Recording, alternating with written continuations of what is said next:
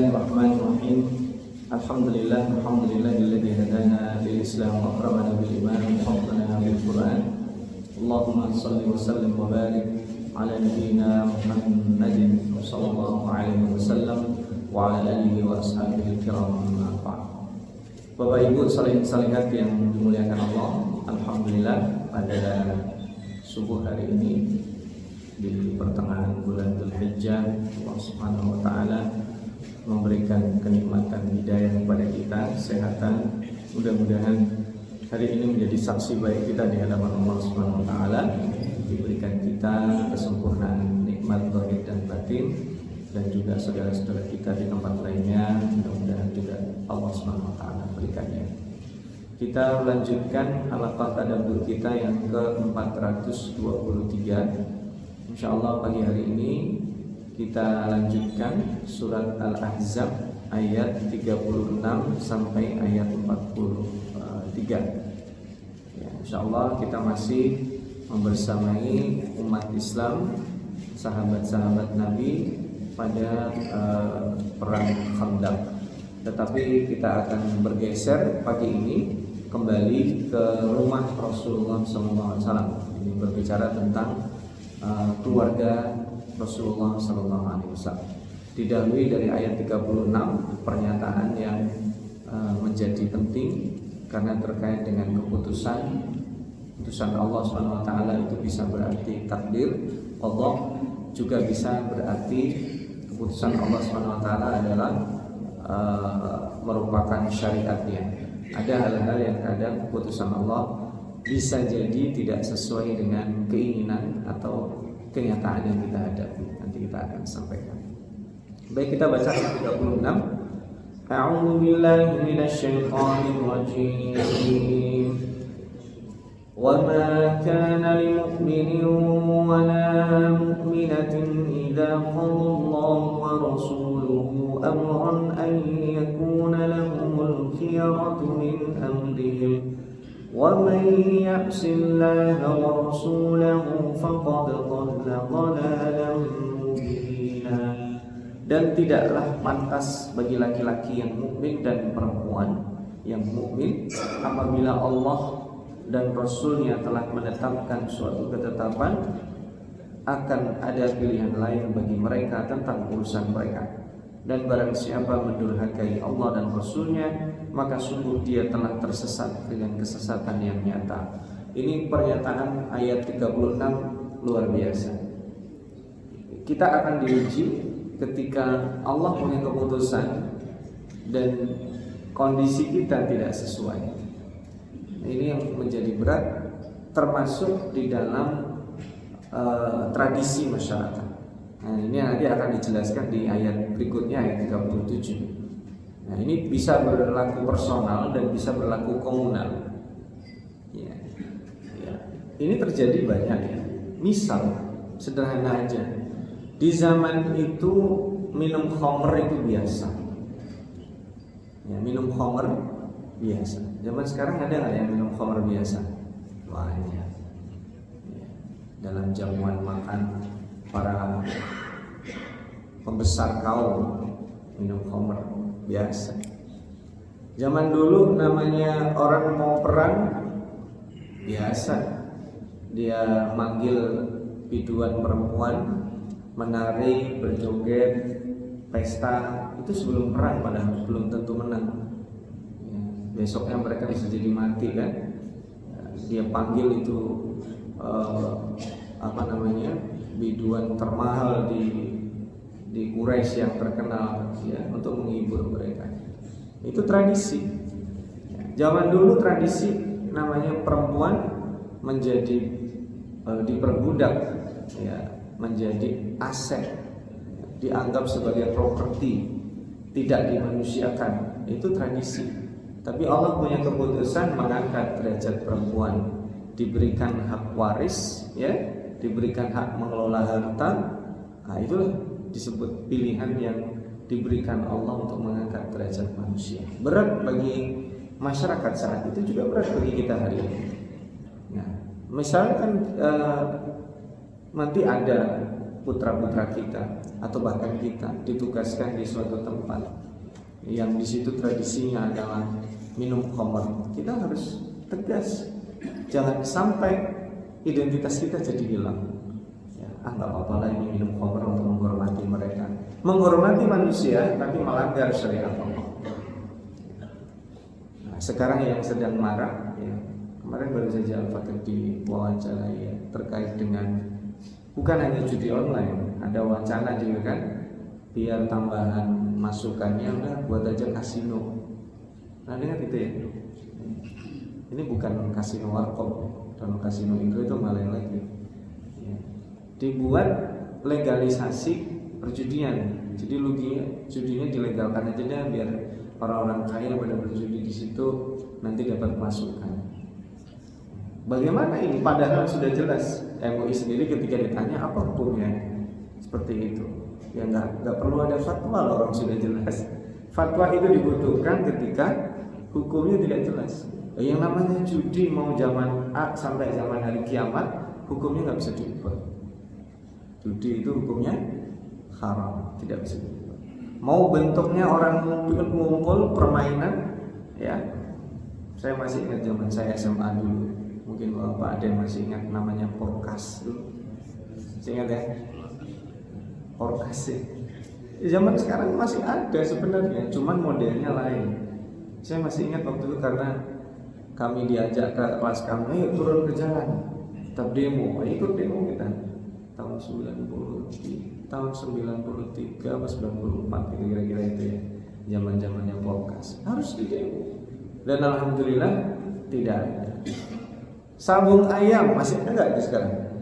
Masih ada. Masa sistem itu kan judi kecil-kecilan. Loh, judi kecil-kecilan bukan hanya masalah kecil-kecilan. Dari mana hari ini kita mendengar setiap hari pengumuman tangkap korupsi? Sekarang korupsi miliaran mah gak keren. Sekarang korupsi triliunan. Bapak pernah nggak hari-hari ini dengar korupsi itu 1 miliar, 2 miliar? Pernah dengar nggak sekarang? Hampir nggak ada. Sekarang tuh nggak keren tuh kalau korupsi 1 miliar pasti nggak masuk berita itu. Padahal Bapak punya uang 1 miliar, semuanya 100 ribu. Dijajar di sini, ini karpet penuh ini ganti semuanya itu. Ini sekarang begitu. Dari mana itu ada model korupsi triliunan ketika korupsi kecil-kecilan dibiarin? Judi, ya kan kita cuma main catur doang, Ustaz. Saya masang nih 10.000, ya, masang 10.000, saya menang, ambil. Itu judi kecil-kecilan. Itu haram nggak? Haram tetap. Kalau dibiarkan, nanti menjadi terbiasa dan menjadi besar. Nah, kalau ayat pengharaman judi jangan berhenti di surat Al-Maidah ayat 90. Innamal khamru wal maisir. Itu bukan sampai di situ. Baca ayat 91. Innama yuridu syaitan ayyuqi'a bainakumul adawata wal baghdha. Dengan judi itu setan akan menanamkan permusuhan dan kebencian di antara kalian. Makanya disebut Al-Qur'an maisir. Judi itu disebut apa? Maisir. Maisir itu apa? Judi, bukan itu. Maisir itu dari kata-kata yusr, gampang. Dapat duit nggak perlu kerja, nggak perlu usaha, main-main aja kita. Permainannya apa? Apaan aja. Sweet pun bisa. Ayo kita sweet yuk, ini ada duit, sweet. Menang, ambil duitnya. Gampang banget dapat duitnya. Main apa aja, mau main catur, main kartu, mau main apa.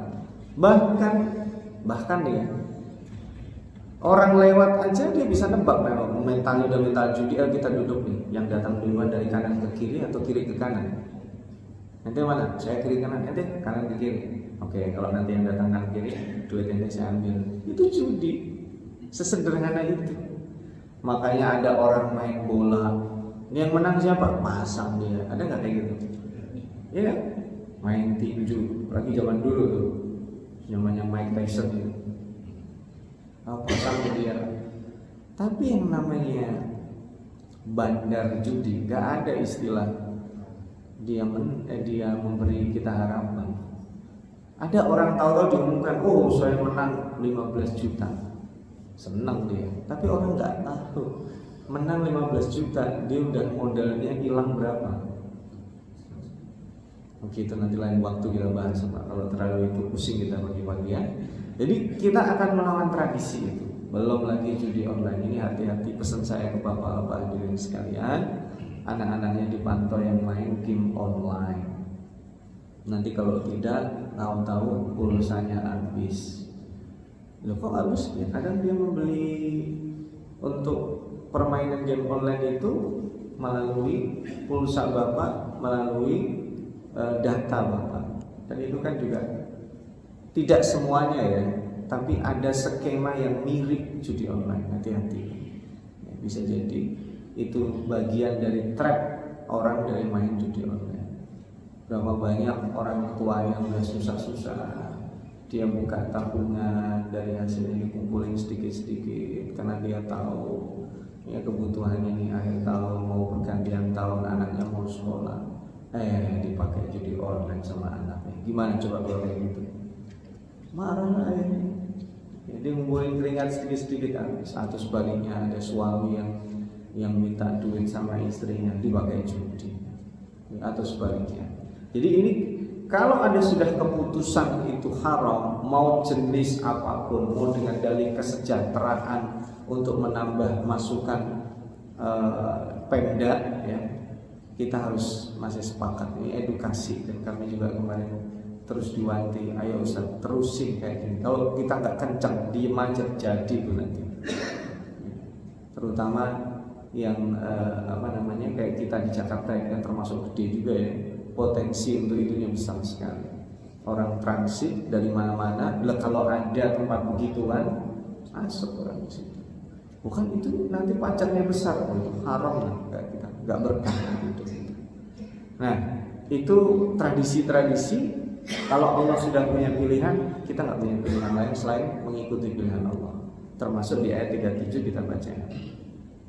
وَإِذْ تَقُولُ لِلَّذِي أَنْعَمَ اللَّهُ عَلَيْهِ وَأَنْعَمْتَ عَلَيْهِ أَمْسِكْ عَلَيْكَ زَوْجَكَ وَاتَّقِ اللَّهَ وَتُخْفِي فِي نَفْسِكَ مَا اللَّهُ مُبْدِيهِ وَتَخْشَى النَّاسَ وَاللَّهُ أَحَقُّ أَنْ تَخْشَاهُ فَلَمَّا قَضَى زَيْدٌ مِنْهَا وَطَرًا زَوَّجْنَاكَهَا لِكَيْ لَا يَكُونَ عَلَى الْمُؤْمِنِينَ حَرَجٌ في أزواج أدعيائهم إذا قضوا منهم وطرا وكان أمر الله مفعولا.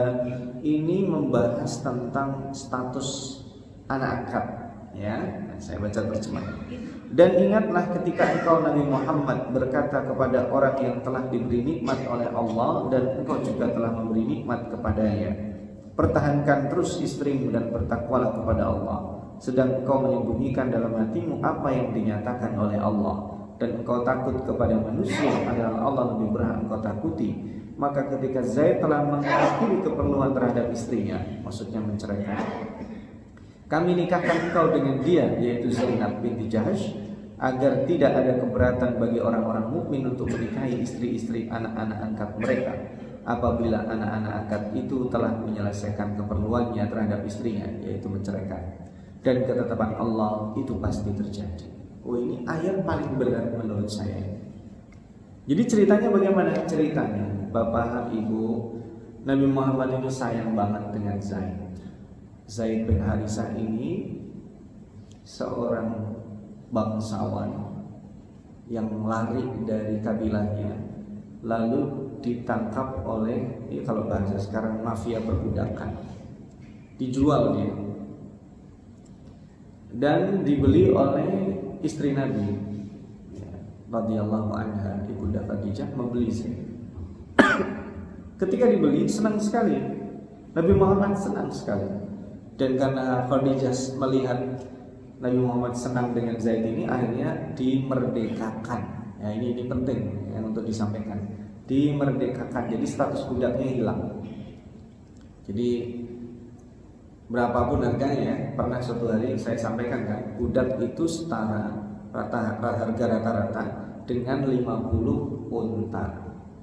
Berapa Pak itu harganya kira-kira Pak? Maaf, dengan 10 unta. Bukan 50, 10 unta. Berapa harganya? 10 sapi, dan 10 sapi berapa? Kalau sapi satu harganya 20-25 kan?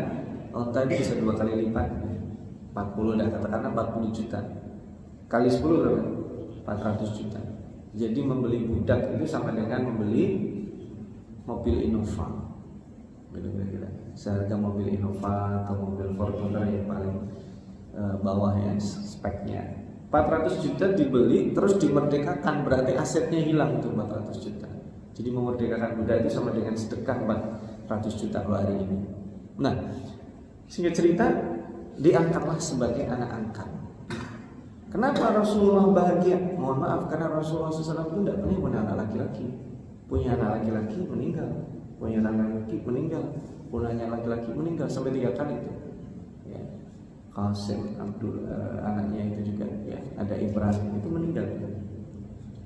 Nah, maka Zaid ini disayang sekali, sehingga tumbuh dewasa, saking disayangnya Nabi nyariin gitu, nyariin istri. Makanya sekalipun kita punya anak laki-laki, bapak itu boleh mencarikan anak orang lain ya untuk menikah dengan anaknya. Ini saking sayang. Dapatlah anak bangsawan namanya Zainab binti Jahsh. Anak orang kaya, mulia, cantik, namanya Zainab binti Jahsh. Dinikahkanlah, terjadi pernikahan. Nah, tapi ternyata dalam perjalanannya, singkatnya gampangnya, tidak harmonis. Nah, suatu ketika datanglah Zaid, putra angkat beliau, mengadukan kondisi ini kepada Nabi Muhammad SAW. Kalau saya tanya, bapak-bapak kalau jadi ayahnya dikeluhkan menantunya kayak begitu, apa pesannya? Pasti sebagai naluri ayah, udahlah pertahankan istrimu. Tadi kan gitu kan bilangnya, udahlah sabar, cuman diomelin aja man. Emang saya nggak pernah diomelin. Jadi tabiatnya Pak, ini keluarga Nabi. Jadi bayangkan ya, ini kita nggak ngebayangin orang lain, ini keluarga Nabi.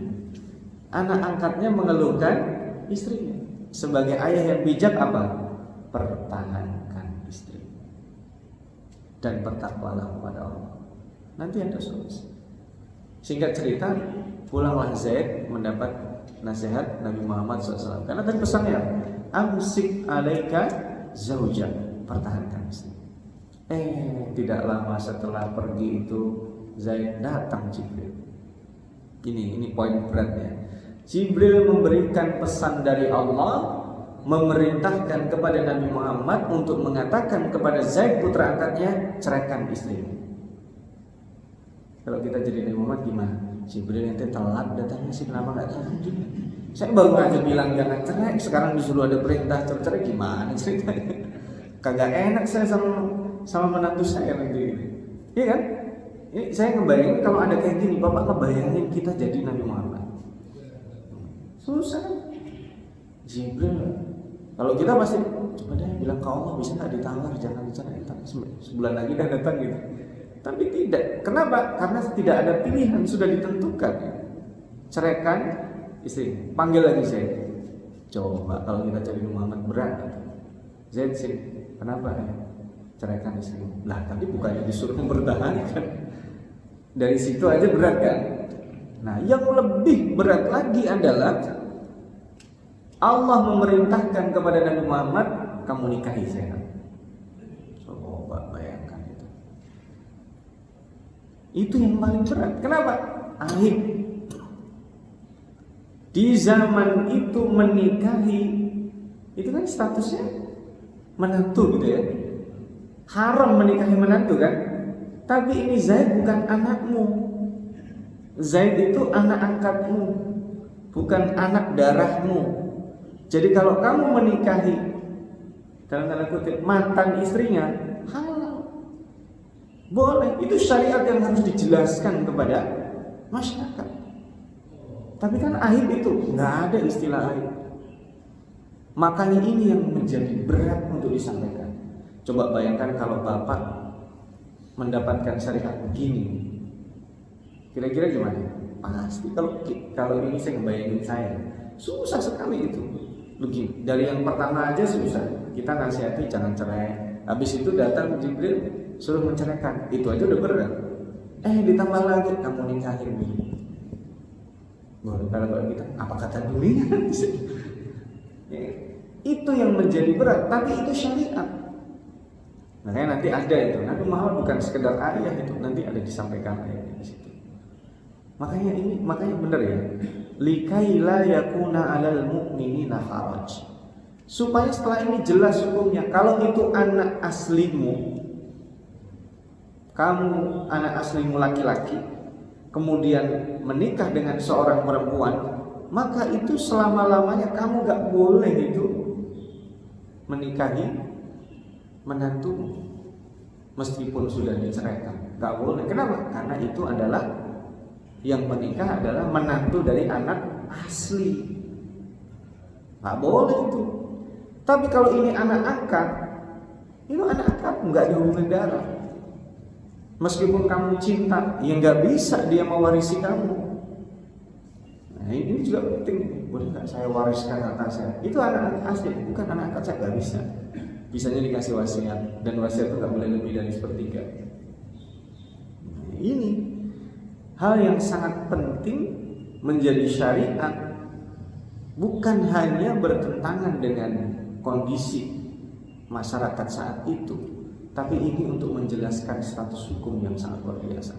Masih ingat pertemuan pertama kita membahas surat Ahzab, Nabi Muhammad ditegur, tetangga-tetangganya ditegur karena menyebut apa? Zaid bin Muhammad. Gak boleh. Harusnya Zaid bin Harithah nama bapaknya. Kalau dia tidak diketahui karena misalnya dipungut di panti asuhan atau dipungut di tempat lain yang tidak ketahuan dari mana asalnya, tidak boleh dinisbatkan kepada dirinya. Ini keputusan, dan saya hanya sampai di sini. Bapak Ibu bayangkan betapa beratnya ya Nabi Muhammad. Jadi orang-orang yang mengatakan Nabi Muhammad ini kasar lah, saya tidak tega untuk nyebutnya, punya istri banyak. Coba bayangkan kalau Nabi Muhammad menikahi Zainab, posisinya kayak gimana coba? Itu nikah karena hawa nafsu atau karena terpaksa? Saya ngebayangin aja. Terus gimana itu Zainab binti Jahsh coba? Jadi jangan pada posisi Zaidnya aja. Oh, Zaidnya mah udah selesai ya, orang dia inginnya berpisah. Sebenarnya pada saat dia konsultasi dengan Nabi Muhammad, Zaid itu menginginkan udah saya udah gak bisa terusin, udah berpisah aja. Tapi beliau taat pada nasihat orang tua angkatnya yaitu Nabi Muhammad, amsik anika zaujah, udahlah pertahankan istrimu, sabar bertakwa. Udah saya sabar bertakwa. Begitu ada keputusan udah ceraikan, kira-kira Zaid apa? Ya Zaid malah enak. Ini yang saya harapkan. Bagi Zaid nggak ada masalah. Yang berat juga bagi istrinya. Meskipun mereka juga ingin berpisah, berat lagi. Saya dilamar sama Nabi Muhammad. Ya, ini juga yang perlu kita bayangkan. Tapi karena ini wahyu, maka berat. Nah, kita baca itu bawahnya. Maka 'alan nabi min harajin fima faradallahu lahu sunnatullahi fil ladina khalaw min qabl wa kana amrullahi qadaran maqdura. Tidak ada keberatan apapun pada Nabi tentang apa yang telah ditetapkan Allah baginya. Allah telah menetapkan yang demikian sebagai sunnah Allah pada nabi-nabi yang telah terdahulu, dan ketetapan Allah itu suatu ketetapan yang pasti berlaku. Kira-kira ini yang seperti ini ada nggak sebelum itu? Ya ada. Nabi Ibrahim disuruh nyembelih anaknya. Berat nggak tuh? Berat nggak Pak? Berat. Jangan dikira ujian para nabi. Jadi orang yang paling berat ujiannya itu para nabi. Nggak sanggup kita. Makanya tadi saya suruh membayangkan itu nggak akan terjadi sih. Cuman kalau kita di posisi itu nggak sanggup kita. Sembelih anaknya. Gimana ya Allah? Misalnya dari pertama punya anak, kirim anakmu untuk ke sana. Kemana ya Allah? Ke situ, ke Baitullah. Di sana nggak ada siapa-siapa, udah tinggalin aja. Itu Allah yang nyuruh. Makanya ketika istrinya bertanya, kenapa kamu tinggalin kami di sini? Nggak menjawab. Laki-laki itu semakin berat hidupnya, makin nggak sanggup dia bercerita. Nah, cuman istrinya nggak paham itu. Jadi kalau laki-laki masih bisa cerita itu ya gampang, masalahnya mah dikit. Tapi harus nggak sanggup ngomong itu berat sekali. Jadi makin berat masalah yang dihadapi seorang laki-laki, makin nggak sanggup dia ngomong. Sebaliknya perempuan, makin berat dia punya masalah, makin banyak ngomong. Jadi justru kalau istrinya dia malah alhamdulillah, tapi bisa jadi dia karena sakit juga. Itu berat. Dicoba Nabi Ibrahim coba ceritanya dari situ sampai disuruh sembelih, berat sekali. Dan cerita nabi-nabi itu pilihannya berat. Nah, termasuk Nabi kita hari ini. Tapi itu sudah ketetapan, jalankan ya. Alladzina yuballighuna risalatillahi wa yakhshawnahu wa la yakhshawna ahadan illallah wa kafa billahi hasiba, yaitu orang-orang yang menyampaikan risalah-risalah Allah, para nabi termasuk para dai. Mereka takut kepadanya dan tidak merasa takut kepada siapapun selain kepada Allah, dan cukuplah Allah sebagai pembuat perhitungan. Jadi menjadi berat kalau kita menyampaikan risalah Allah. Bukan sekedar berat menyampaikan risalah ini, tapi juga berat buat kita. Ya apalagi saya, contohnya seperti ini. Saya sampaikan ini, kan saya juga harus melakukan. Kalau sifatnya larangan, saya juga harus meninggalkan. Makanya menjadi berat. Menyampaikan risalah itu berat, karena dia akan dihisab duluan. Nah ente kan yang ngomong kok nggak menjalankan. Ente kan menjalankan. Tidak boleh hanya untuk dirimu, tidak berlaku hanya untuk orang lain. Tidak bisa ya. Yang menyampaikan seperti ini harus lakukan. Nah saya belajar dari apa yang dilakukan oleh Imam Hasan Al-Basri. Suatu ketika para budak ini kepada beliau minta, Imam tolong dong khutbah Jumat aja, kalau nggak bisa ceramah, khutbah Jumat ketika semua orang ngumpul bicara tentang keutamaan memerdekakan budak. Ini suara para budak nih, tolong temanya ini. Ditunggu Jumat pertama nggak bahas, Jumat kedua nggak bahas, Jumat ketiga nggak bahas, keempat, sebulan lebih itu ditunggu-tunggu kagak ada sampai mereka ya elah si imam nggak mau nih mana. Baru di bulan kedua Imam Hasan Al-Basri itu menyampaikan keutamaan memerdekakan budak dan bahasanya sangat kuat sekali sampai membuat orang-orang yang punya budak dimerdekakan. Para budak datang senang, saking senangnya Imam, alhamdulillah ya, makasih banget sudah menyampaikan keutamaan memerdekakan budak. Tapi BTW ya, BTW kok baru sekarang? Ini kan udah lama kita request, kata beliau. Tahu nggak kenapa saya tunda? Ngumpulin duit dulu buat beli budak. Saya buat beli budak, baru saya merdekakan. Saya menyampaikan itu dengan semangat dan betul-betul saya sudah menjalankan. Coba kebayang kan? Budak berapa tadi harganya? 400 juta. Ini berarti Imam Hasan Al-Basri keren. Gak nyampe 2 bulan udah dapat 400 juta. Coba kalau saya di situ, Ustaz, dengan mudah 400 juta 2 bulan buat daftar haji yang cuma dulu kan tadi satu porsinya 25 aja, dengan suami istri 50 juta juga lama gitu. Jadi ini Imam Hasan Al-Basri menunda menyampaikan keutamaan memerdekakan budak sampai dia betul-betul bisa membeli budak lalu dimerdekakan. Kenapa? Karena akan menjadi lebih ringan menyampaikan ketika sudah melakukan. Ini berat tadi saya sampaikan, berat sekali. Kalau ada tema, makanya saya sebenarnya paling berat kalau ada tema, Ustaz, temanya kesabaran. Gampang, ya kan? Gak usah saya kasih tahu bahwa apa tema kesabaran, ketebak Ustaz ngomongnya apa. Masalahnya saat itu teori. Kira-kira kalau sabar itu menjalaninya gampang atau mudah? Gampang sih Pak sebenarnya kalau lagi benar hatinya. Susah itu kan kalau kita lagi nggak benar, betul kan? Sabar itu kan gitu. Sama, mohon maaf. Ada orang ditimpa musibah. Orang yang datang bilangnya apa? Yang sabar ya. Jawaban dia apa? Ya nggak usah dikasih tahu, saya juga sabar.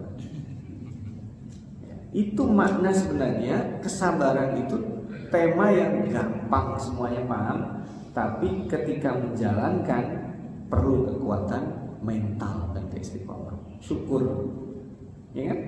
Temanya gampang nggak tuh?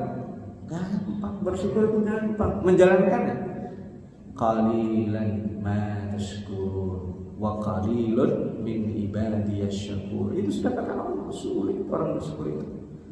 Mengucapkan terima kasih aja juga tidak mudah.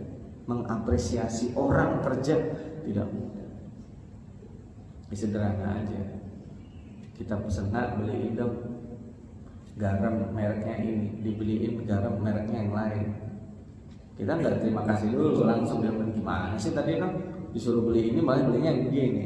Mestinya apresiasi dulu. Masalah salah itu kita benerin belakangan. Bisa kita kayak gitu? Bisa kalau lagi lempeng. Coba kalau lagi capek kerja, nggak bisa. Istri nggak bisa mengapresiasi suaminya, suami nggak bisa mengapresiasi istrinya, anak nggak bisa menghormati ayahnya, ayah nggak bisa memuliakan anaknya, kita nggak bisa menghormati tamu, nggak bisa menghormati tetangga, nggak bisa menghormati guru, nggak bisa menyayangi murid. Itu terjadi kenapa? Karena nggak ada syukur dan kesabaran. Makanya ini di ayat yang 40 ini yang saya jadikan judul itu, saya baca ya. Maka Muhammadun aba ahadin min rijalikum walakin Rasulullah wa khataman nabiyyin wa kana Allah bikulli syai'in alima. Nabi Muhammad itu bukan bapak dari seorang di antara kamu saja. Bahasanya gitu. Bukan seorang ayah saja. Tetapi dia adalah utusan Allah dan penutup para nabi, dan Allah Maha mengetahui segala sesuatu. Jadi ingat, Nabi Muhammad itu bukan sekedar ayah, dia adalah Rasul. Nah ini, maka kita juga jangan mengatakan kok Nabi Muhammad begitu sih. Lah, itu akan lebih dahsyat contohnya langsung beliau dibanding orang lain. Karena ini masalahnya besar. Padahal kan bisa aja misalnya, mohon maaf, Abu Bakar, ya kan? Bisa saja ini ayat turunnya pada sahabat Umar bin Khattab sama Ali, ya kan? Atau sama Utsman. Bisa kan sama sahabat saya itu kan? Kenapa kok yang dipilih untuk tema ini adalah Nabi Muhammad? Karena ini akan berat sekali efeknya. Dicibir. Aib bapak hukumnya pada waktu itu menikahi mantan anak, sekalipun itu anak angkat. Aib hukum. Sekarang juga kayaknya gitu kan ya. Coba kita nikahin anak angkat kita, ya. Kemudian dia punya istri. Kemudian ini mertua angkatnya ibaratnya ya, menikahi mantan istri anaknya. Sekarang ada nggak itu? Ada nggak? Aib nggak? Aib. Masih berlaku aibnya. Pandangannya masih negatif. Ya nggak usah begitu. Nggak usah begitu. Ya kalau otomatis menikahi anak angkat kan berarti dia sudah punya istri sebelumnya. Berarti apa itu namanya? Poligami. Menikah dengan poligami itu aib nggak sekarang? Nggak usah diterusin, itu susah ngomong masalah itu. Susah itu ngomongin begitu. Nah ini problematik.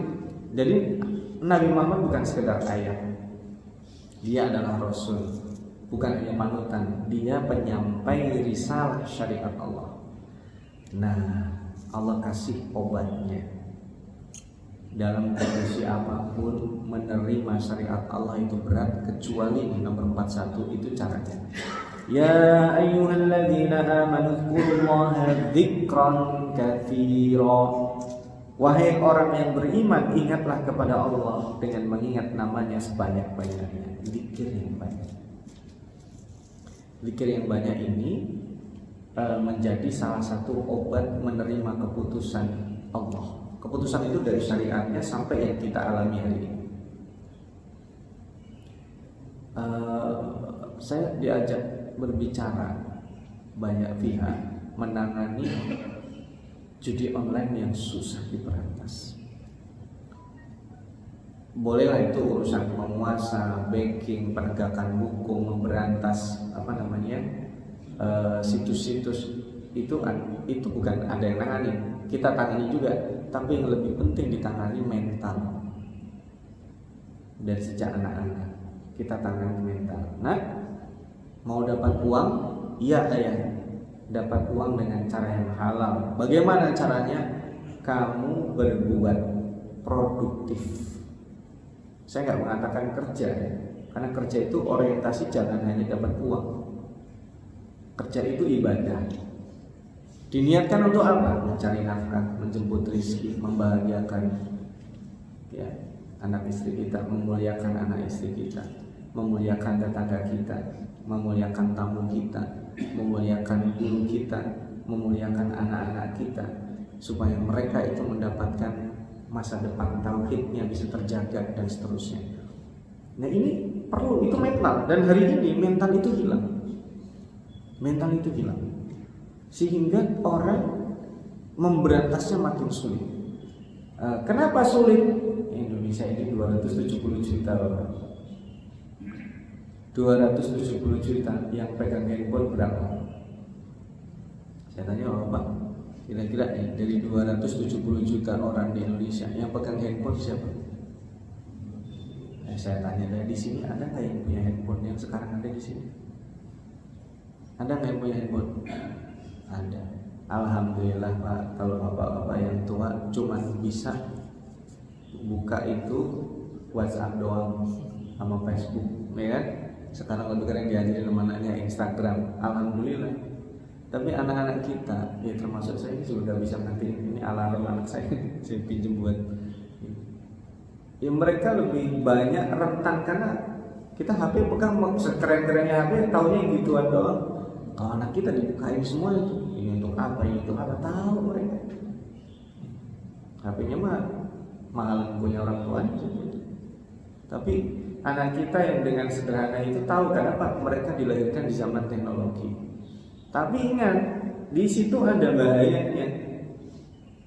Makanya dunia internet itu sering saya sebut juga, itu juga terjemahan hari ini ghasik. Kan kita meminta perlindungan kepada Allah, salah satunya wa min syarri ghasikin idza waqab. Kegelapan itu bukan hanya gelapnya malam. Orang kalau udah masuk internet gelap. Kenapa gelap? Sederhana aja. Ada orang tidak tahu apa-apa. Tahu misalnya hukum kurban online. Wah ini boleh Pak. Iya memang boleh, tapi dia tidak tahu. Kenapa? Nanyanya sama AI sama Google hari ini. Hanya dia yang paling atas diklik, itu yang dipraktekin. Itu sederhana. Sekarang cara beragamanya begitu. Anak-anak sekarang kita mah dia lebih suka mencari di internet, mencari di Instagram, mencari di YouTube, mencari di Google. Pakai AI hari ini lebih parah lagi. Apaan aja, Ustaz kalah sekarang sama anak-anak itu. Sebelum dia tanya saya mah dia udah tanya AI. Jangankan gitu, saya punya teman dokter juga gitu, galakan pasiennya. Dikasih tahu dokter dia kagak percaya. Kenapa? Kan udah tanya AI sama Google. Kalau perut kembung tanya gejalanya ini. Oh ini nanti. Begitu dia periksa, kok beda dok? Maksudnya tadi saya tanya Google, dia percaya dokter atau percaya saya? Percaya Google atau percaya saya sebagai dokter? Itu yang terjadi hari ini. Gelap. Nah, maka supaya anak kita terjaga dan termasuk diri kita siap untuk menerima keputusan Allah, zikir. Kita harus zikir yang banyak. Gak harus zikir bersama, zikir sendiri, bangun tidur, baca doa yang kita ajarkan sama kita. Mau makan, baca doa, mau melakukan apa saja kegiatan hidup kita, zikran katsira, itu bekal supaya kita bisa menerima keputusan Allah. Wasabbihuhu bukratan wa asila, bertasbih pagi, siang, sore, malam, tasbih karena itu menyucikan hati kita. Ya. Kalimatani khafifatani fil lisan, thaqilatani fil mizan, ringan diucapkan, berat di timbangan. Apa itu? Subhanallah wa bihamdihi, subhanallah. Tasbih. perbanyak. Huwallazi yusalli 'alaikum wa malaikatuhu liyukhrijakum minadh-dhulumati ilan nur wa kana bil mu'minina rahima. Dialah yang memberi rahmat kepadamu dan para malaikatnya memohon ampunan untukmu agar dia mengeluarkan kamu dari kegelapan kepada cahaya yang terang, dan dia Maha Penyayang kepada orang-orang beriman.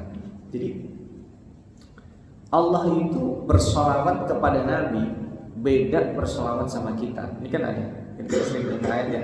Nanti juga ada itu. Innallaha malaikatahu yusholluna 'alan nabi ya ayyuhalladzina amanu shallu 'alaihi wa sallimu taslima. Ini sekarang huwallazi yusalli 'alaikum.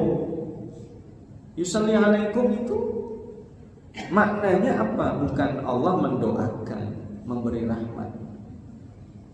Subhanallah, enak ya. Caranya gimana? Ya tadi kita banyakin zikirnya, kita tundukkan hawa nafsu kita supaya malaikat yang doain kita banyak. Nih, kita lakukan nih. Kan ada hadisnya nih. Majtama'a qaumun fi baitin min buyutillah. Suatu kaum berkumpul di rumah Allah, di masjid Allah. Yatluna kitaballahi wa yatadarrasuna. Mereka membaca ayat-ayat Allah dan mereka mempelajarinya, mempelajarinya. Illa hafathumul malaikah. Malaikat itu banyak berulang-ulang. Jadi pada dengerin. Wa ghasyiyatuhur rahmah, dan diturunkan rahmat. Wa dzakarallahu fi man 'inda, disebut oleh Allah. Jadi nanti malaikat yang bergantian turun. Si fulan, oh ini orangnya atau yang disebut Allah, suka hadir pada majelis yang dibacakan ayat, dipelajari Al-Quran di sana. Ya, itu kemuliaan. Makanya kita pertahankan ayat 43, ayat juga sebelumnya 41, 42. Bukan sekedar kita persiapan menerima keputusan Allah, hukum-hukumnya, juga yang kita alami membuat kita tidak menyerah. Kita dikasih hidup, pelihara mulia. Orang yang berani hidup siap mati. Berarti orang yang bunuh diri itu orang yang siap hidup, gak siap menerima keputusan Allah. Pahit, sangat pahit. Tapi kita harus sadar, banyak ada hal yang kita hadapi dalam hidup kita tidak sesuai dengan yang kita harapkan. Ini masih ada sambungannya. Kalau kita bertasbih, berzikir, dan Allah mengeluarkan kita dari zulumat. Apa makna zulumat? Kenapa zulumat itu di plural atau dijamakkan? Dan kenapa ada an-nur, ada cahaya? Itu nanti kita bisa sambung karena nanti terkait juga dengan fungsi kerasulan Nabi Muhammad SAW di ayat 44 dan seterusnya. Insya Allah kita akan lanjutkan di hari Jumat yang akan datang. Kita jangan lupa sekali lagi mendoakan saudara-saudara di Palestina. Hingga hari ini mereka masih belum terbebas dari penjajahan dan kezaliman. Kita doakan mereka semuanya, mudah-mudahan diberikan solusi yang baik oleh Allah Subhanahu wa taala, dilepaskan dari kezaliman dan penjajahan orang-orang zalim. Aku qauli hadza, sudah cukupkan pada kesempatan pagi hari ini. Kita tutup dengan membaca doa penutup majelis. Subhanakallahumma wa bihamdika asyhadu an la ilaha illa anta astaghfiruka wa atubu ilaik. Assalamualaikum warahmatullahi wabarakatuh. Wassalamualaikum warahmatullahi